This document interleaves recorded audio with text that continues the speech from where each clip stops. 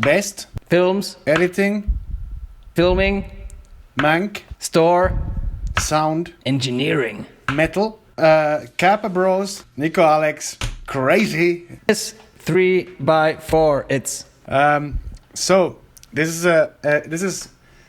is a special episode. It will be our 12th episode, which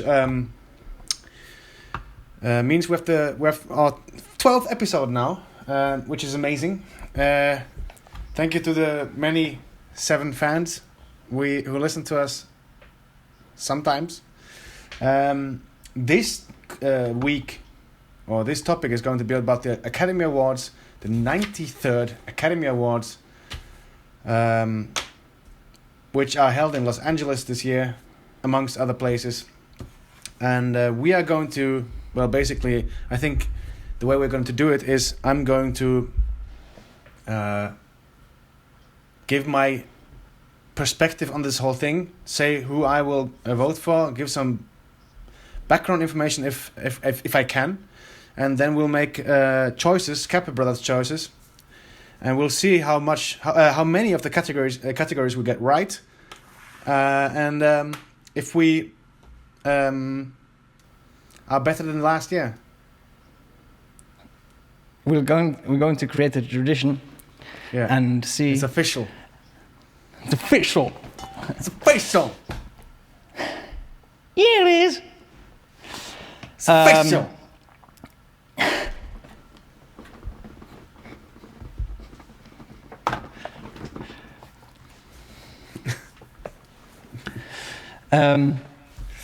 So, do you recall how we structured it last time, or shall we just?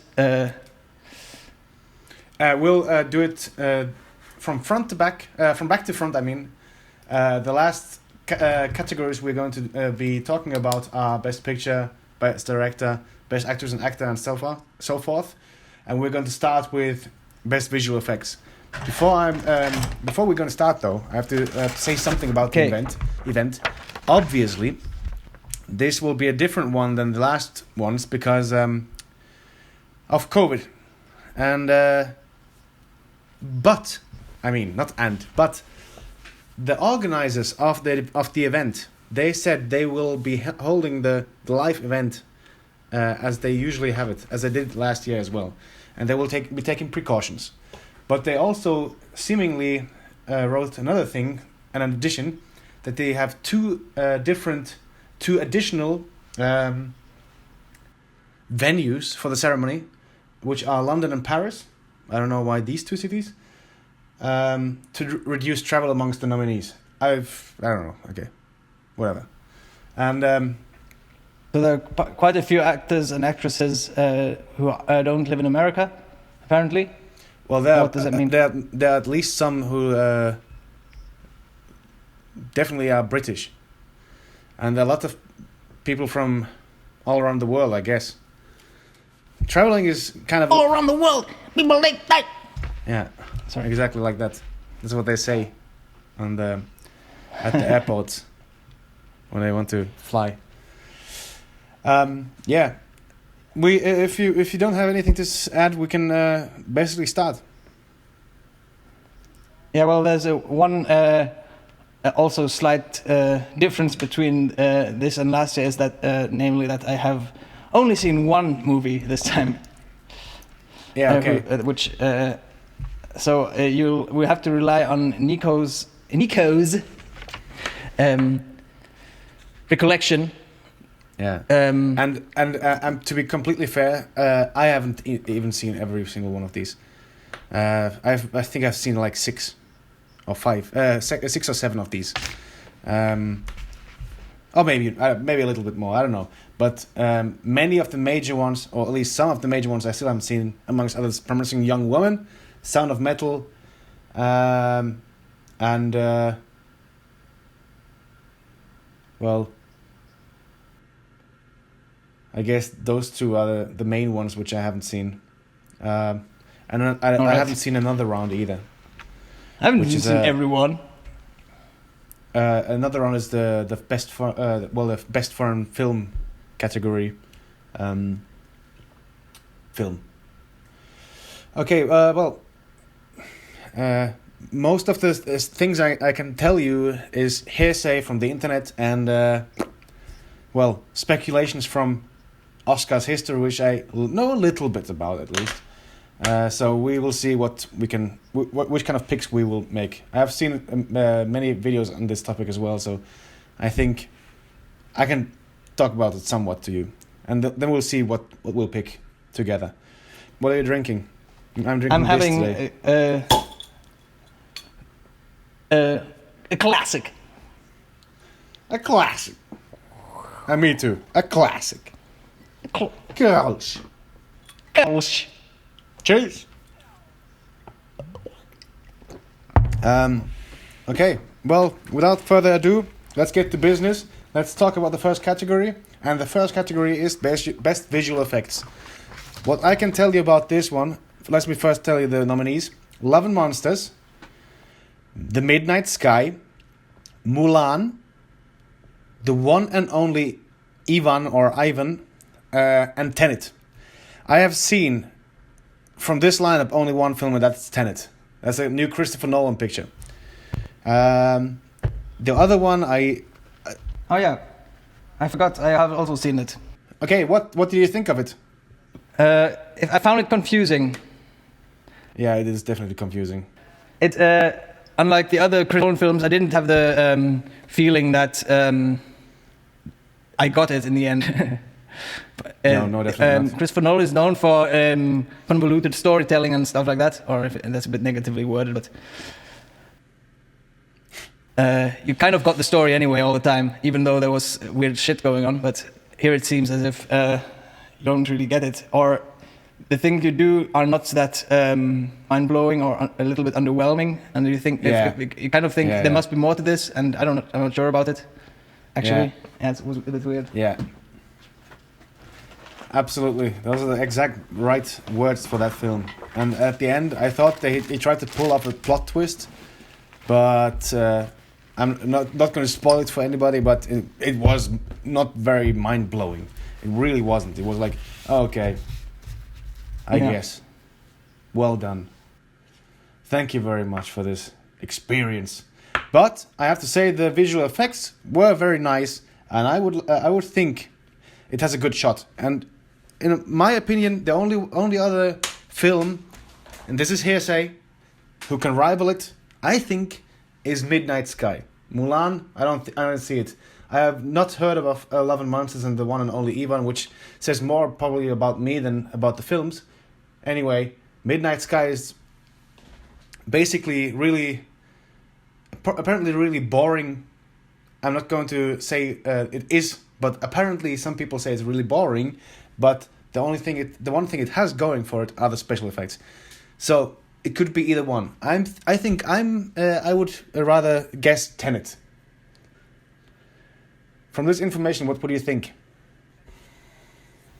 Effects, they were also. Yeah, I remember Tenet also had great visuals. But what I particularly enjoyed about Tenet was, and it was count as visual effects. The scene where they were fighting backwards in time with the one guy, which you also saw parts of in the trailer. I guess so. Yeah. But also the backwards explosions and the crazy backward bullets which came out of all that crazy stuff which you don't understand. Yeah. That's what I would count as well. That should be included. What do you say? Well, I will guess Tenet. Okay, we are writing down Tenet. So, next category, best film editing. One of my favorite categories. This year, the nominees are The Father, Nomadland, Promising Young Woman, Sound of Metal, and A Trial of the Chicago 7. I watched a breakdown from a professional editor, and he broke down all these films into how good he thinks they are. It was quite intriguing. I've seen from this line, I've seen Father, Nomadland, and Trial of the Chicago 7. I don't think Trial of Chicago 7 deserves it, but it's apparently because of this fast-paced editing, it could be like this one of these Bohemian Rhapsody kind of choices, so it could win. Well, it is a possibility. What I think has the biggest chance is actually Nomadland, because Nomadland is a film which has big scenic images. Oh wait, Alex, we have to make a new session. I'll do it. Yeah. All right, let's do it. Okay. Back to what I said about Nomadland. Nomadland uses these atmospheric images and really has to nail this ambience editing, and it's actually quite an impressive thing to do if you do it correctly, I think, in my opinion. The other ones which I nominated, which I saw were The Father. The editing is also tricky, because you have to basically hold on. You have to convey the way Anthony Hopkins' character experiences his whole dementia. This film is about dementia, and the editing has to help the whole storytelling of how it kind of tries to give you the impression how it feels to have dementia in a way, even though we don't really know how that can feel, but it gives you a very disorienting feeling. And the editing there is also very well done, I think. I think, in my opinion, A Promising Young Woman, I've heard good things about. I haven't seen it. I can't say anything about it. Could maybe win something. Sound of Metal is also a favorite, and it's there's much about the sound editing in this, which makes it really interesting, because it apparently switches between deafness and being able to hear, the sensation of being deaf and sensation of being able to hear. So apparently the two favorites, this guy in this video said Sound of Metal is his favorite, and he thinks Nomadland has a solid chance as well. And I think Nomadland, seeing at the other categories, I think it will win this category. That's my guess. Well, let's go for Nomadland. Okay, I will write that down. Okay, next category, Best Costume Design. And I think this is one of the only Oscars this one will win. Well, first will I say the nominees: Emma, Ma Rainey's Black Bottom, Mank, Mulan, and Pinocchio. I saw Mank on Netflix. It's a David Fincher film. It's kind of disappointed with it. I enjoyed it, but I would say I'm a kind of a David Fincher fan. So his best films are really, really amazing. I really love Seven. I really love Gun Girl, and Mank was just not up to the quality of those, at least. And I don't think it has a chance in this one either. It could be at the beginning of the Oscar race. It was heralded as this love letter to Hollywood nomination, and it has the most nominations. I think it has 10 nominations, but I don't think it will win any of them. Actually, it will not be Mank. I don't know what Emma is. Mulan, I don't see it. Possibly. I mean, it must have been kind of crazy to this whole concept of this whole Mulan world. There are crazy costumes all over the place, and there's a lot of thought that probably went into that. I mean, it was a really expensive film. And Pinocchio, I have no clue about that film. I think it will be Ma Rainey's Black Bottom, which will win, because it won other awards as well. And I think since it's one of the only categories this one will win, it will snatch this one. What do you think? Mank is possibility as well, because that film, if you haven't heard about it, that one it's a kind of a biopic about Mankiewicz, who wrote the screenplay for Orson Welles' film Citizen Kane, together with Orson Welles, and they both won the Academy Award for Best Screenplay with that one, with Citizen Kane back then. and it's about the whole process of writing the screenplay for that film. I think Mulan is self-explanatory. It's a real live action film of the Disney classic, and Pinocchio. I don't know, guess it's another Pinocchio film. What do you say? What say you? Which was the one that you said would snatch this one? Ma Rainey will get this one. I think because it's sufficiently then. Well, I don't know if it's an underdog. It's also nominated for best makeup and hairstyling, and also for best actor and actress. It's a big old movie, and it's an iconic film as well. It's going to be an iconic film as well because it's the last picture with Chadwick Boseman, who famously sadly died of colon cancer, and he is actually nominated for best actor as well. So it's kind of a big deal. This film is a big deal, in a way. At least now in this Oscar race. What do you think? Should we log in that one? Yeah. Okay. Let's do it. Before we turn to the other one, I have to check here with my connection because it's you keep... God fucking damn it. Next category. Makeup and hairstyling. Nominated are Emma, Hillbilly Elegy, Ma Rainey's Black Bottom, Mank, Pinocchio.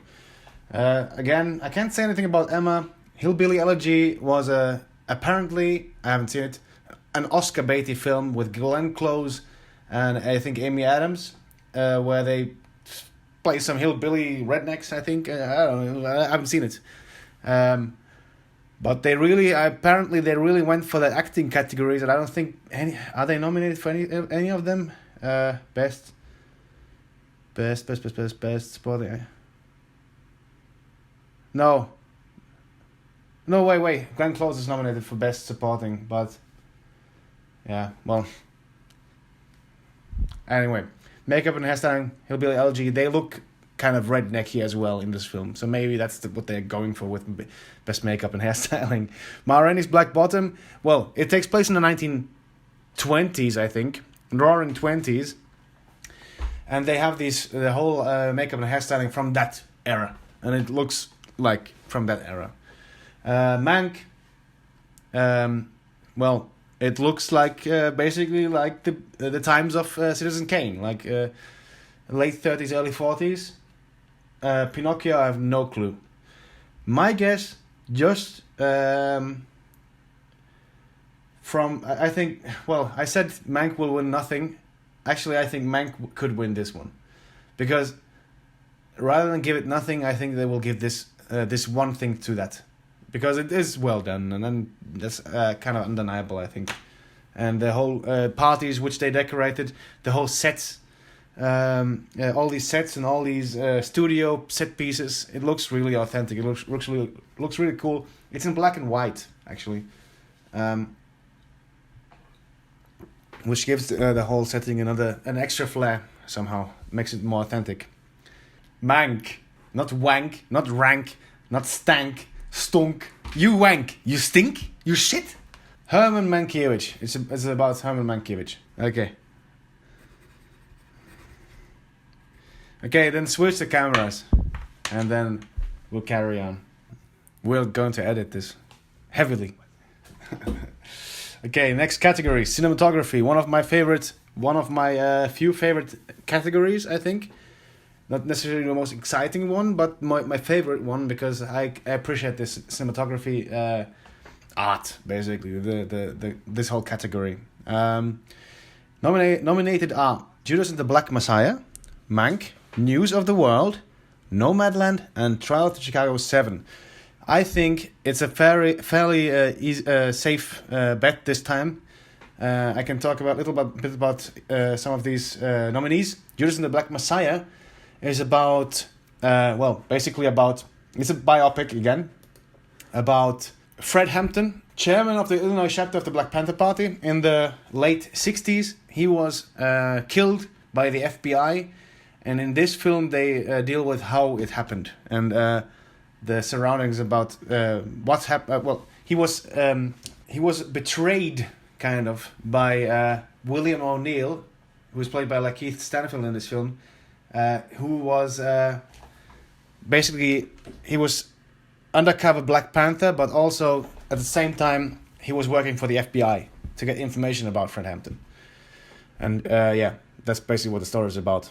Mank, well, yeah, Mank, nothing to say about that one anymore. We talked about that one. News of the World, we talked about. Nomadland, well, first let's talk about this fifth one, Trial to Chicago 7. I didn't say what the film was about yet. The film is about, actually, at the trial of the Chicago 7, the Chicago 7. I don't know if you've heard of them, but... What did they do again? I don't know, I just saw that Sacha Baron Cohen was in it, and who else? I forget. I just remember Sacha Baron Cohen. Joseph Gordon-Levitt, Michael Keaton, Frank Langella, who was amazing in this film, Eddie Redmayne, Mark Rylance, Jerry Strong, Ben Shankman. Yeah. Interesting that I only remembered Sacha Baron Cohen. Yeah. Well, it's about the Chicago 7. It was a protest in Chicago somewhere late 60s, and they were arrested, and they... Yeah, what did they protest again? The Vietnam War. And the protests were not completely unviolent. That's why they held it as treason, because it were many parties involved in this whole thing, which didn't have much to do with each other. Yeah, and I think the safe bet in this category is going to be Nomadland again. Thanks to the editing, which is also very scenic, the images have to be scenic as well, and they are. They really... this is the most looky film of them all, I think, of all the nominated. The most beautiful scenic images, many impressions of nature from the American Midwest, I think that this whole thing is, or maybe more to the West Coast even, I don't know. I think that one will win, because it's just the category for this film. It's the most obvious pick, I think.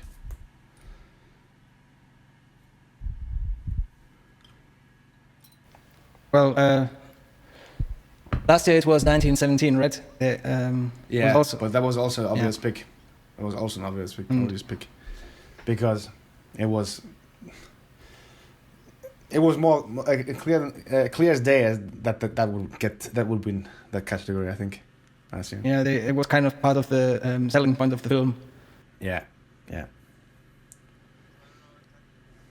No, exactly. If Nomadland has that also as a kind of pitch for the film or not, but well, it is the way about you describe it.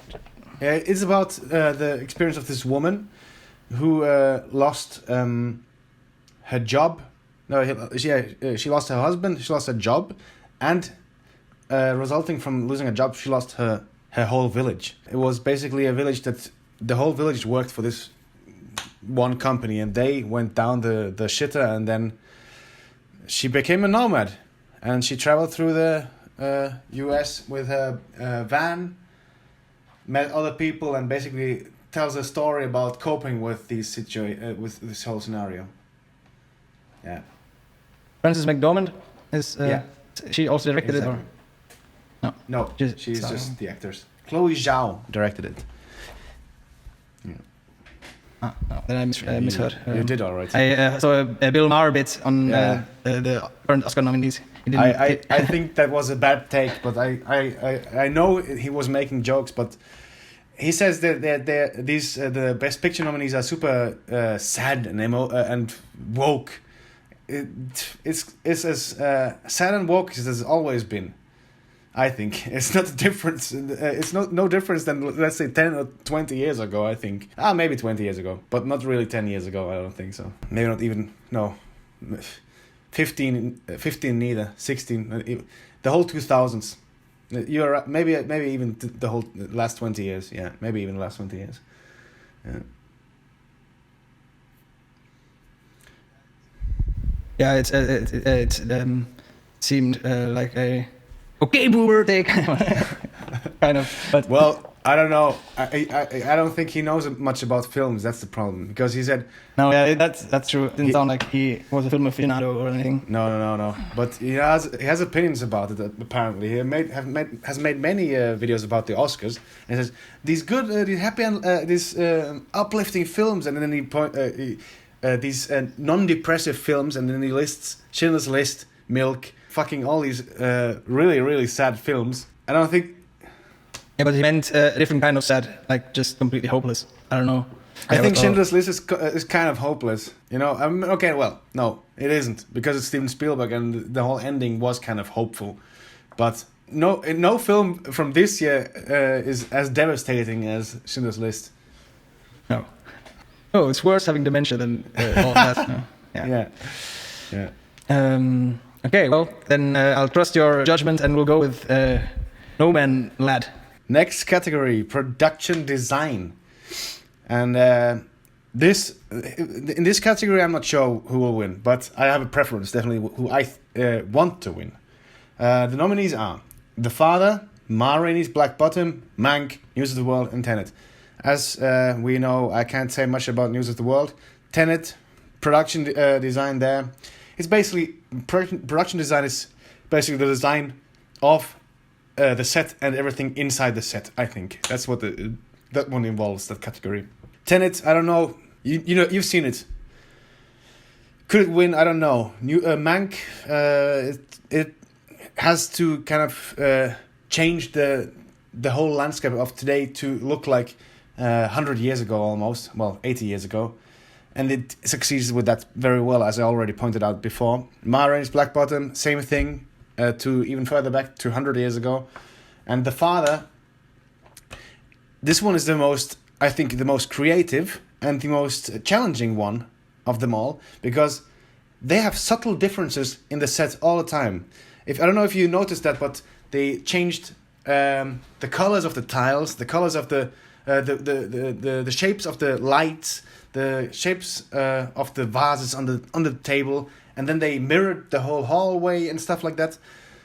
It was really, really well done, and there's many subtle set design and production design things that would maybe you wouldn't even notice, but they kind of unsettle you because something isn't right. I don't even know really what, but this doesn't seem like it's completely right anymore. It's not like it was before, and I think that's the whole point of the whole set design and The Father. They want to recreate this unsettling feeling. Something isn't right, like when you have Alzheimer's or dementia. Yeah. Yeah, I noticed. That things on set had changed. I wasn't quite sure. The kitchen had changed from first scenes to the. Yeah, it had definitely had. Yeah. Yeah. Okay. Yeah. All right. Definitely feel. Yeah. Lisa noticed a lot more of those details. She kept commenting on those. Sibylla as well. And I think The Father is my pick, and I think it has a solid chance as well. Other than that, maybe Ma Rainey's Bottom and Mank. I think those two have a solid shot as well. I would love to see Father win that though, because I thought that was the most interesting and creative way to do it. Yeah, I was really impressed by the different ways they brought this topic of dementia put it in the film. Or all so many elements of a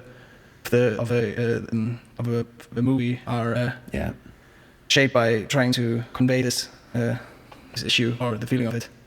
Editing the set so I was really impressed by how way they did it. It was completely believable, kind of. So shall we lock that one in? Okay. The Father.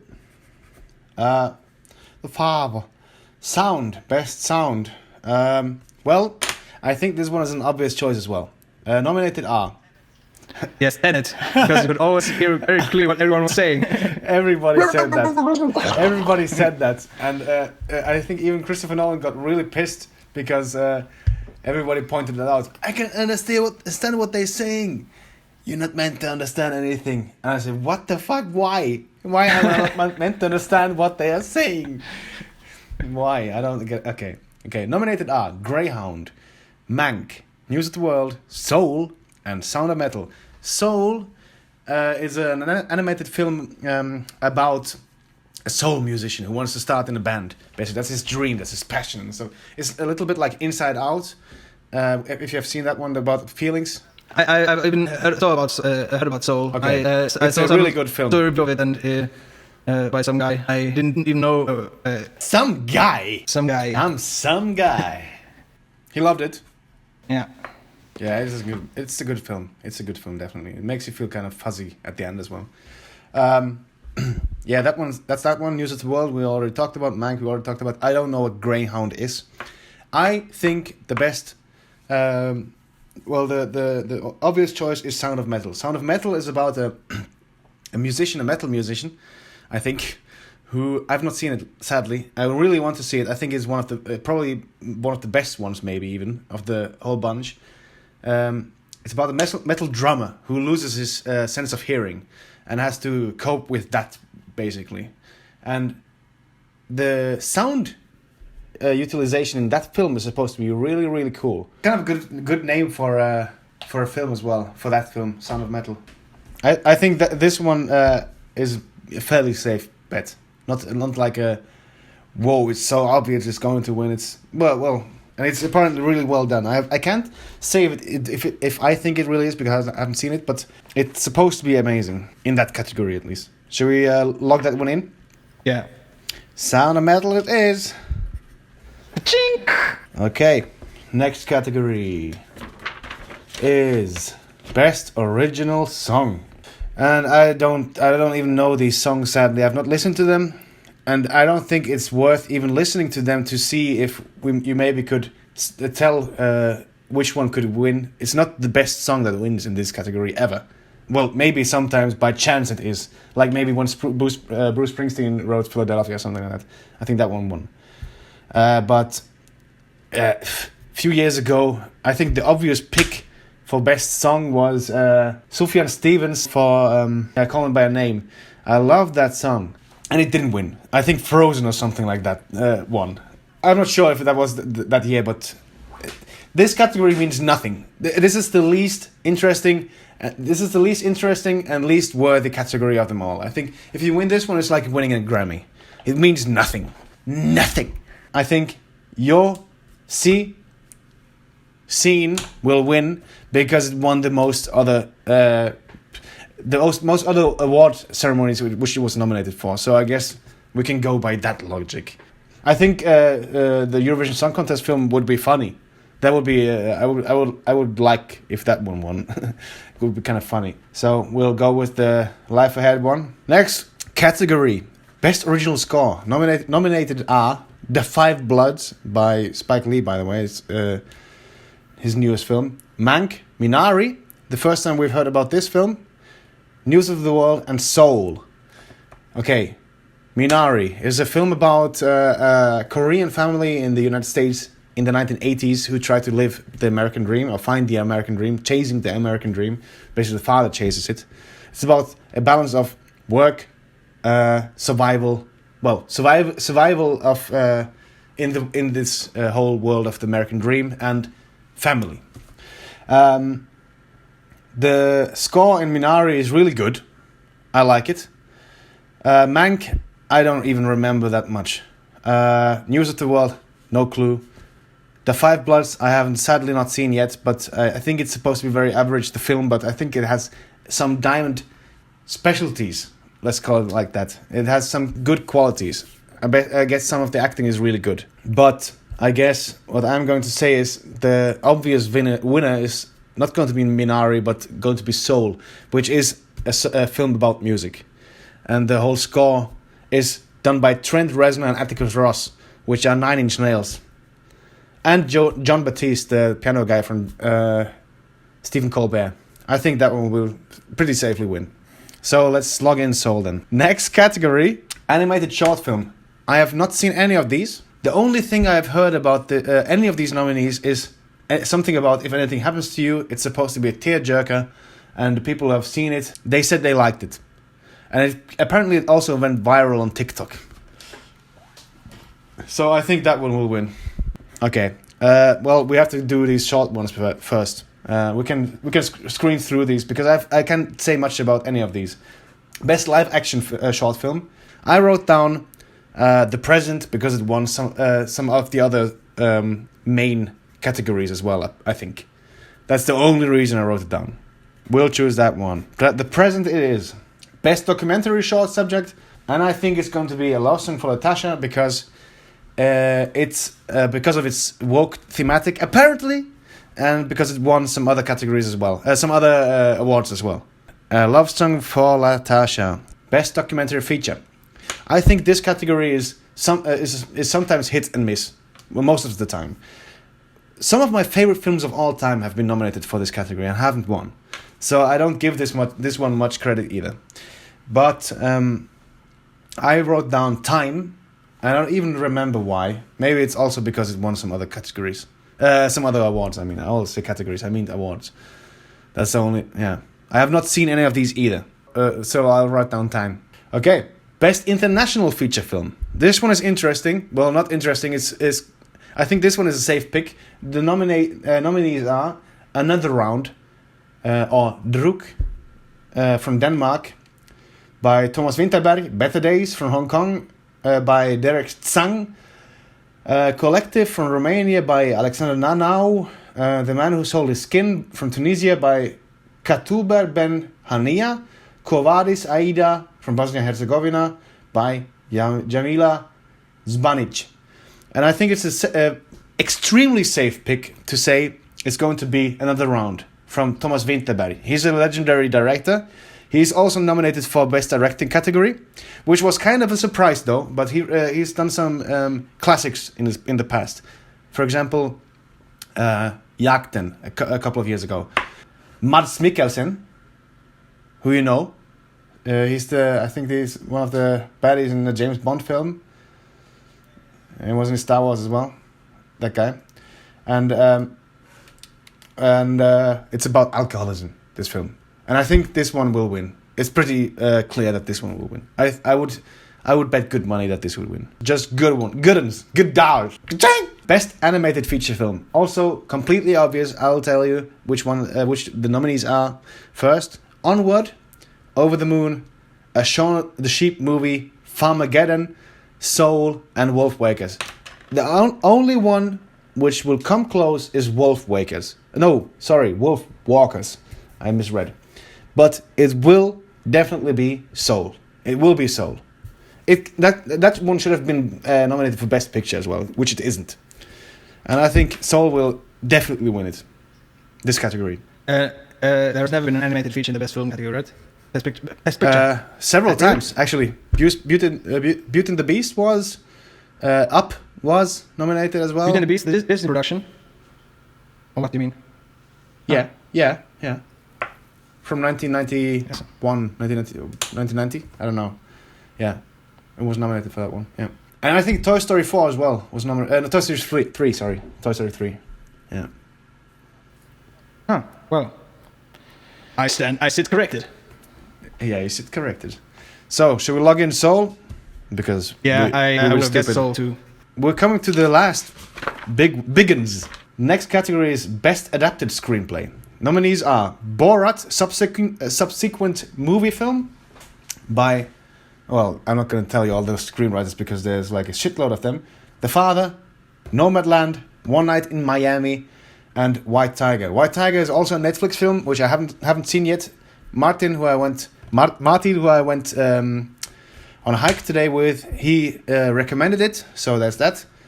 One Night in Miami is about apparently a real event that took place where 4 heavyweights of the civil rights movement of the 60s in the USA were in this one motel room together. These people are legends, and they include Malcolm X, Muhammad Ali, Sam Cooke, and Jim Brown, the football player.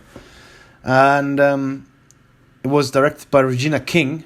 It wasn't nominated for a lot of other categories, but I don't even know if this has a great chance. But that's what this film is about. Nomadland. The screenplay is pretty sparse, so there's not much talking. It's much more seeing. But this doesn't mean that the screenplay is straightforward and easy to do, because the whole time when you talk, people pay attention to what you're saying. So that's that. The Father, I thought was a really great screenplay, because it really worked the same way as the editing and the cinematography and the set design did. not the cinematography, the set design and what did I say? The set editing and it's also kind of disrupting and makes you uneasy. That's a good pick for this category. I mean, I think screenplay most did most of the heavy legwork in terms of conveying the feeling of dementia. It definitely is. That's why it's one of the main categories as well. It's if you fuck that one up, it's not easy to make a good film. Well, it's possible, but it's really a main category for a reason. But I think it's going to be you're going to out of nowhere big Tenet for it. I think.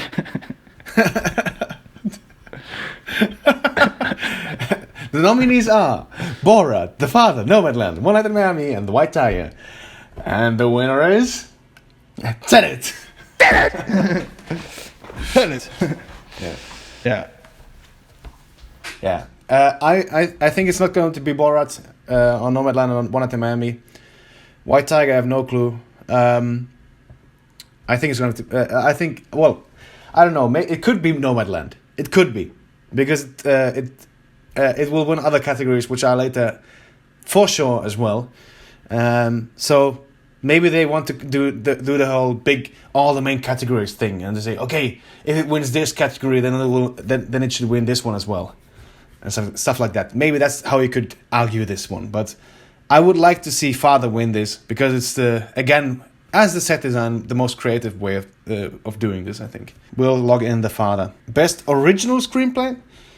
Nominees are Judas and the Black Messiah, Minari, Promising Young Woman, Sound of Metal, and A Trial of Chicago 7.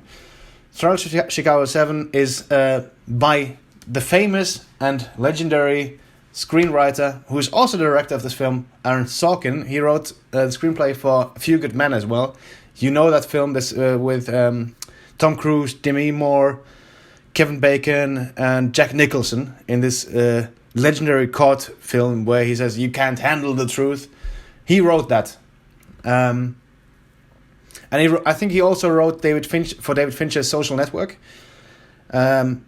So he is definitely a favorite, but I don't think he will do it. Sound of Metal, I can't really say much about. Minari is a very solid and really cool screenplay. I like it. Judas and the Black Messiah, very cool as well.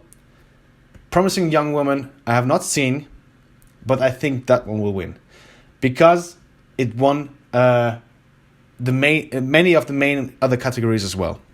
So I think that one will snatch that one because it will probably not win any of the other big ones which it is nominated for in the end. And I think they will at least want to give it one of them. It's also the pity prize, pity Oscar. No. Oscars want to also send a woke. They want to send a woke message. It's a feminist film, and it's also by a female director and a female screenwriter. So I think it's a good possibility in 2021. These things you have to take into consideration, I think. So Promising Young Woman. No. I'm just. Hey, these are facts. This is the truth. I'm not being cynical. This is just real talk. I'm not. Hey, not judging, not saying anything. Just saying what I think is the reasoning behind these people in the academy. The academy is extremely woke. Has always kind of been, well, not always, but in the last, in our generation, it has always been. It's always championed gay rights, gay films. Well, again, in general, sexual films, freedom of sexuality films, sexual liberation, and I guess these kind of indie darlings and stuff like that. They want to say, okay, we want to fight hate, we want to make the world a better place in this kind of cheesy, weird, fake way. Yeah. And that's kind of what the Oscars do. Perhaps. Yeah. So I think Promising Young Woman will take this one. I think it will. It's kind of weird saying predictions to films you haven't seen yet.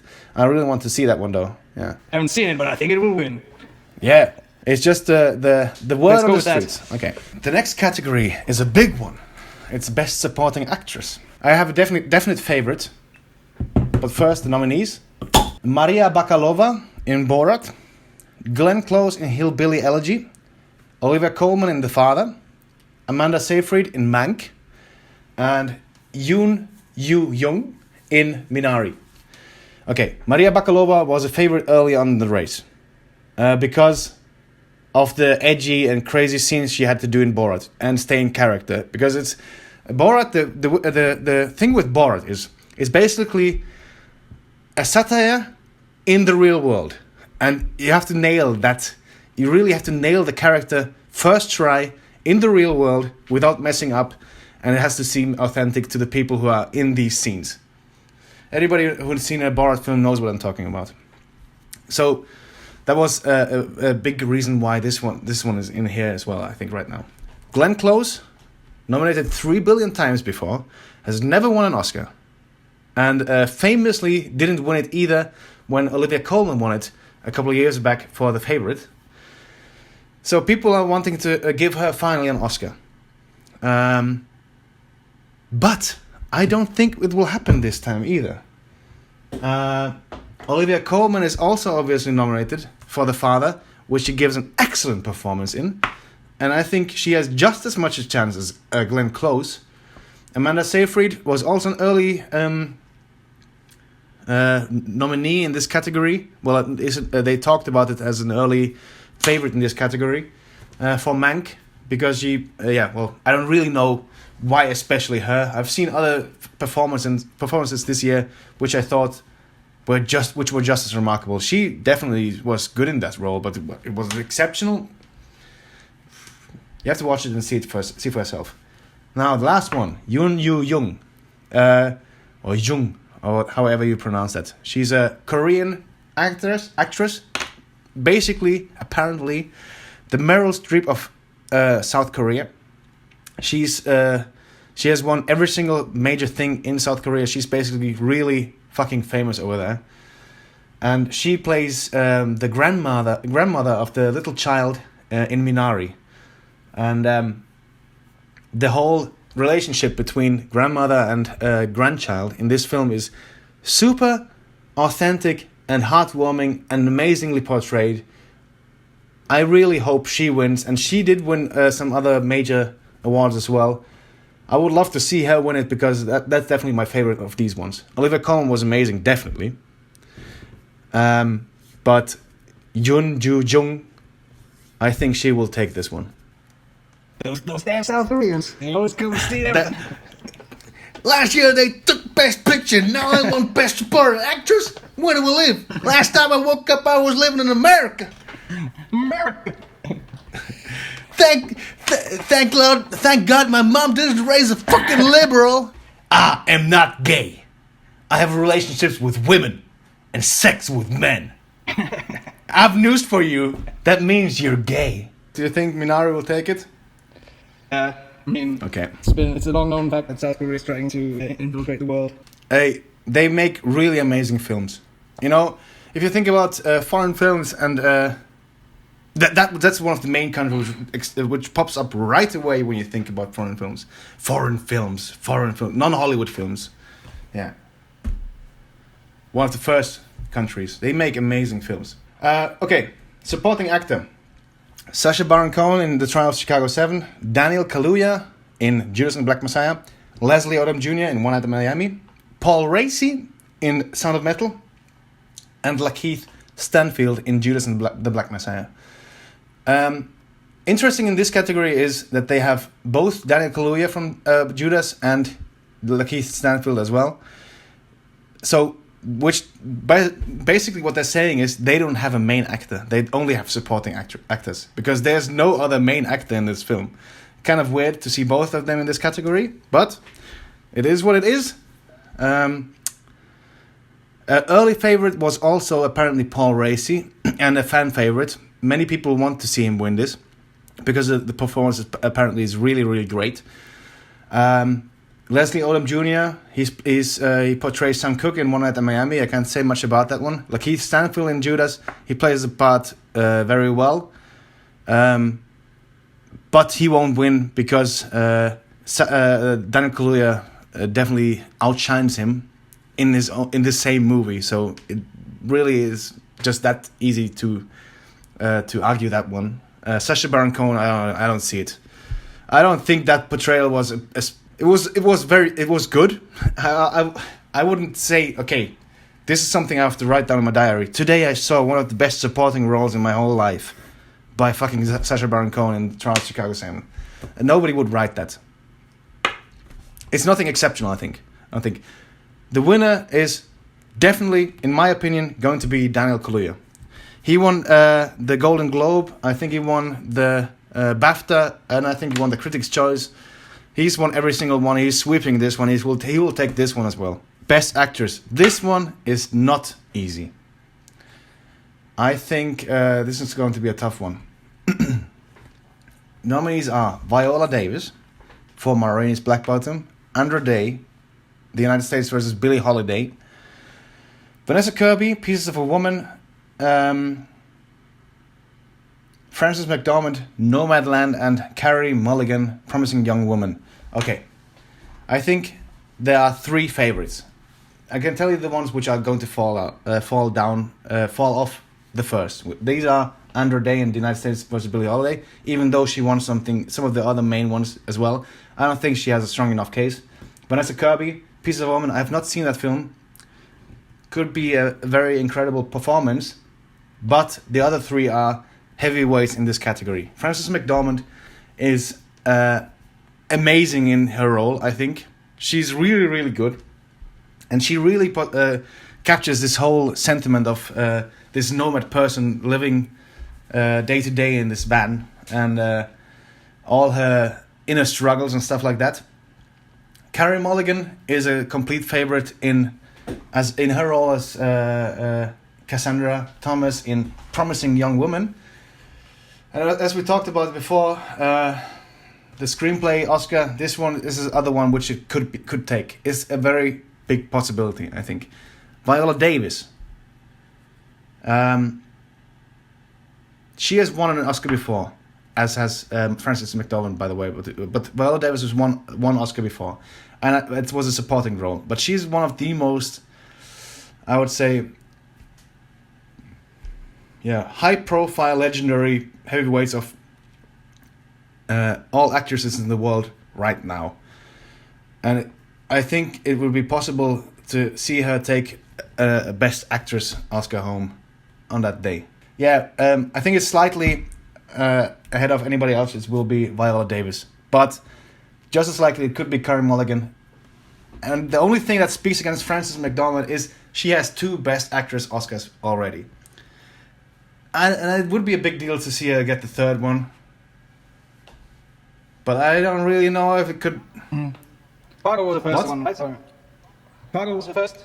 Fargo was the first, and 3 Billboards was the second. Carey Mulligan? Frances McDormand? Viola Davis? No, what was her name again? Yeah, you think? You think that one? No. Viola Davis. And that one? That one?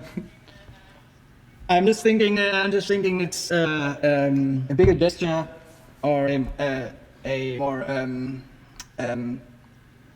a bigger gesture. I would say a bigger gesture to give someone who finally deserves it their first Best Actress Oscar, than to give someone the third and establish them as the titan, so to say. But the Oscars have done so in the past many times, so it's a possibility. You know, for example, when Mickey Rourke was nominated for Best Actor for The Wrestler, Sean Penn won his second one that year, and was in this elite group of 5 people who won 2 Academy Awards for Best Actor, and I don't know why he didn't win. He was definitely the favorite. Mickey Rourke was the favorite all night long, the whole award scene long. He won the BAFTA, he won the Golden Globe, he won all of that shit. And all of a sudden it was Sean Penn for his second Oscar for Milk, which was a really good performance. But Mickey Rourke was the favorite that year. So you think it's going to be Viola Davis then? Okay. I wouldn't be surprised if it's Carey Mulligan either. This one is definitely not clear at all. So I'm gonna write Viola Davis here. Carey Mulligan. Okay, this category, next category is a little bit clearer, to be fair, but well, the nominees are Riz Ahmed in Sound of Metal, Chadwick Boseman in Ma Rainey's Black Bottom, Anthony Hopkins in The Father, Gary Oldman in Mank, and Stephen Yeun in Minari. The ones which have the least chance, I think, are Riz Ahmed and Stephen Yeun. Stephen Yeun even less than Riz Ahmed, I think. Even though, at least Stephen Yeun gave a very good performance in Minari. Riz Ahmed is supposedly really amazing as well in Sound of Metal. I just don't know. Gary Oldman, I don't see him winning either. Mank was not an incredible performance, and he has already got one. Anthony Hopkins has also already got one, but his role, his portrayal of Anthony in The Father is one of the best performances I think I've ever seen in my whole entire life. And this is why I'm going to say Anthony Hopkins. But Chadwick Boseman is the more likely winner. Because, first of all, he's dead. His portrayal was amazing as well. And it would be a woke choice as well. Because Anthony Hopkins is the old white heterosexual guy, and Chadwick Boseman is the black hero kind of guy. He played Black Panther. He played in this Harrison Ford baseball movie. He played James Brown in this biopic. And he will not be able to win another Oscar for obvious reasons. I think it would be very logical if you say they are going to give this one to him because they can't give any other ones to him in the future. I think Anthony Hopkins did give the better performance, slightly. Well, not that slightly, because I think it really was amazing. Chadwick Boseman was amazing, though. I'm just gonna say it how it is. He was really good in that role. Yeah, but I think it's going. Yeah, well, I'm gonna say Anthony Hopkins, but it's more likely to be Chadwick Boseman. What do you think? Anthony Hopkins won the BAFTA, so it's not completely out of the ordinary if he'd win. And Olivia Colman won Best Actress in the year that Glenn Close should have won. And she also won the BAFTA. I will go with fucking Anthony Hopkins this year. I will just take the risk. Yeah, I would also want him to win. I haven't not seen any of the other performances, but I was really convinced of his performance. Okay. We will say, both say, Kääpä Brothers' pick is Anthony Hopkins. Okay. This leaves two categories. Best Director.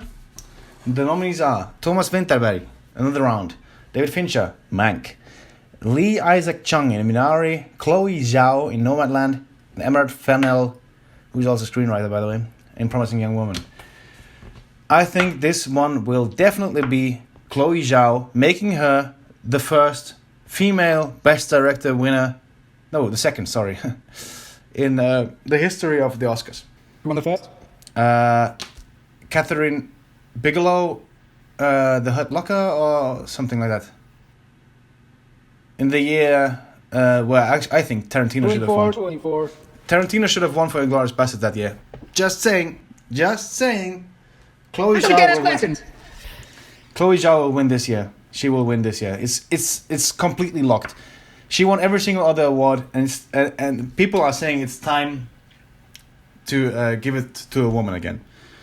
And that's a big upside on from this category. I think Thomas Vinterberg, he is a foreign film nominee in this not foreign category. And even though Bong Joon-ho won that one last year as well, and Alfonso Cuarón. Even though these both were best foreign film nominees as well, and they both won, I don't think it will happen this year. I don't think it will. Emerald Fennell, I don't think this as much acclaim as Nomadland has. David Fincher, The only reason why I think he would have a possibility is because he's never won one, and he deserves one eventually. But I don't think it's for this film. Not for this film. And Lee Isaac Chung, well, there's not much talk for him winning this one. Chloe Zhao has won every single other category, every single other award, basically. And I would bet my left testicle that she will win this one as well. She will definitely win. I'm so certain of it. If there's a sealed deal, more clear than this one is only the Soul category for animated feature. I think there's no other one that is as clear as this one. Okay, well that leaves only one left. Okay. One category, Best Picture. Best. The Father, Picture. Judas and the Black Messiah, Mank, Minari, Nomadland, Promising Young Woman, Sound of Metal, and Trial of Chicago 7. Well, to make it short, it's going to be Nomadland, because it's winning best screenplay, it's been winning best cinematography, it's winning best director, maybe even best actress. We don't know, and best picture. It will sweep all those categories. Well, it does seem kind of Oscar baited, but it's a really special film. I really loved it. To win an Oscar, yeah, definitely. Or make a film about Nazis or Jews, or make a film about some kind of retarded person. Look, Silence of the Lambs. Anthony Hopkins plays a retarded person. Jodie Foster is a Jew. Director is a Nazi. Okay, well, we are done. And that means Minari will, I think, win 5 Oscars. Mank, which is nominated for 10, will maybe win 1. And we will see how right we are next week. On the 26th of February, we will see the final decisions made by the final verdict made by the Academy, Academy of and Sciences, Motion Picture Arts and Sciences, AMPAS. Well, we're done. Thank you very much. This was a short video, but also a very long one, apparently, because it doesn't matter. We'll do a countdown, Alex, right? Yes. Okay, let's do it. You start, and then I'll go along. Science. Word. Picture. Data. Word. German. Picture. Illustration. Update. These are the things that I can do without. Shout. Shout. Shout. Shout. Done. Thank you for listening. We'll see you next time. Keep on rocking. Don't ever stop rocking. And never stop rocking. see you around. Thanks very much, man. Thank you. Thank you. Good night. Thank you. Good night.